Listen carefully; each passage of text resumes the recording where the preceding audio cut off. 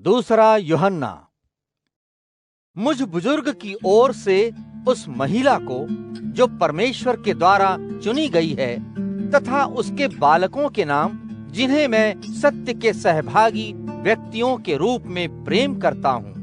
केवल मैं ही तुम्हें प्रेम नहीं करता हूँ, बल्कि वे सभी तुम्हें प्रेम करते हैं जो सत्य को जान गए हैं। वह उसी सत्य के कारण हुआ है जो हम में निवास करता है और जो सदा सदा हमारे साथ रहेगा।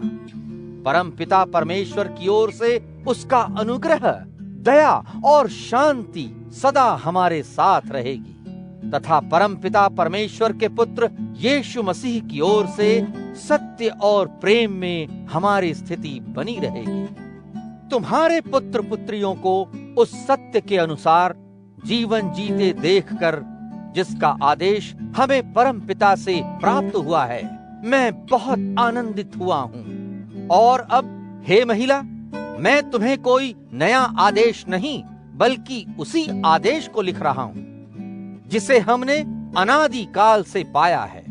हमें परस्पर प्रेम करना चाहिए। प्रेम का अर्थ यही है कि हम उसके आदेशों पर चलें। यह वही आदेश है जिसे तुमने प्रारंभ से ही सुना है कि तुम्हें प्रेम पूर्वक जीना चाहिए। संसार में बहुत से भटकाने वाले हैं। ऐसा व्यक्ति जो यह नहीं मानता कि इस धरती पर मनुष्य के रूप में यीशु मसीह आया है, वह छली है तथा मसीह का शत्रु है। स्वयं को सावधान बनाए रखो ताकि तुम उसे गंवा न बैठो जिसके लिए हमने कठोर परिश्रम किया है, बल्कि तुम्हें तो तुम्हारा पूरा प्रतिफल प्राप्त करना है। जो कोई बहुत दूर चला जाता है और मसीह के विषय में दिए गए सच्चे उपदेश में टिका नहीं रहता, वह परमेश्वर को प्राप्त नहीं करता। और जो उसकी शिक्षा में बना रहता है, परमपिता और पुत्र दोनों ही उसके पास हैं। यदि कोई तुम्हारे पास आकर इस उपदेश को नहीं देता है, तो अपने घर उसका आदर सत्कार मत करो तथा उसके स्वागत में नमस्कार भी मत करो, क्योंकि जो ऐसे व्यक्ति का सत्कार करता है, वह उसके बुरे कामों में भागीदार बनता है। यद्यपि तुम्हें लिखने को मेरे पास बहुत सी बातें हैं, किंतु उन्हें मैं लेखनी और स्याही से नहीं लिखना चाहता, बल्कि मुझे आशा है कि तुम्हारे पास आकर आमने सामने बैठकर बातें करूंगा, जिससे हमारा आनंद परिपूर्ण हो। तेरी बहन के पुत्र पुत्रियों का तुझे नमस्कार पहुंचे।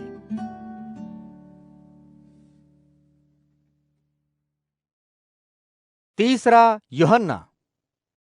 यूहन्ना की ओर से प्रिय मित्र गयुस के नाम, जिसे मैं सत्य में सहभागी के रूप में प्रेम करता हूँ।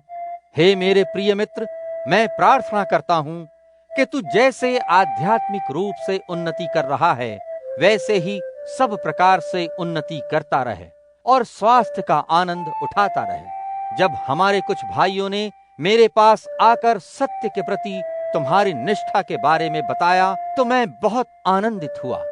उन्होंने मुझे यह भी बताया कि तुम सत्य के मार्ग पर किस प्रकार चल रहे हो। मुझे यह सुनने से अधिक आनंद और किसी में नहीं आता कि मेरे बालक सत्य के मार्ग का अनुसरण कर रहे हैं। हे मेरे प्यारे मित्र, तुम हमारे भाइयों के हित में जो कुछ कर सकते हो, उसे विश्वास के साथ कर रहे हो। यद्यपि वे लोग तुम्हारे लिए अनजाने हैं, जो प्रेम तुमने उन पर दर्शाया है, उन्होंने कलीसिया के सामने उसकी साक्षी दी है। उनकी यात्रा को बनाए रखने के लिए कृपया उनकी इस प्रकार सहायता करना जिसका समर्थन परमेश्वर करे, क्योंकि वे मसीह की सेवा के लिए यात्रा पर निकल पड़े हैं तथा उन्होंने विधर्मियों से कोई सहायता नहीं ली है।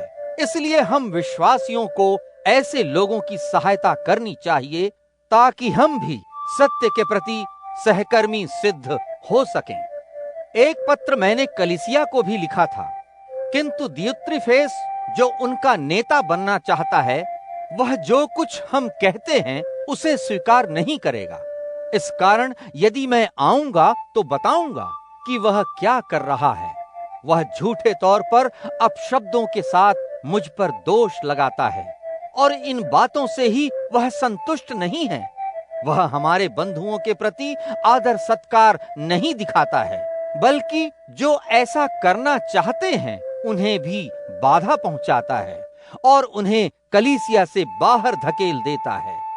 हे प्रिय मित्र, बुराई का नहीं बल्कि भलाई का अनुकरण करो। जो भलाई करता है वह परमेश्वर का है, जो बुराई करता है उसने परमेश्वर को नहीं देखा। दिमेत्रियुस के विषय में हर किसी ने साक्षी दी है, यहां तक कि स्वयं सत्य ने भी। हमने भी उसके विषय में साक्षी दी है और तुम तो जानते ही हो कि हमारी साक्षी सत्य है। तुझे लिखने के लिए मेरे पास बहुत सी बातें हैं, किंतु मैं तुझे लेखनी और स्याही से वह सब कुछ नहीं लिखना चाहता, बल्कि मुझे तो आशा है कि मैं तुझसे जल्दी ही मिलूंगा। तब हम आमने सामने बातें कर सकेंगे। शांति तुम्हारे साथ रहे। तेरे सभी मित्रों का तुझे नमस्कार पहुंचे। वहां हमारे सभी मित्रों को निजी तौर पर नमस्कार कहना।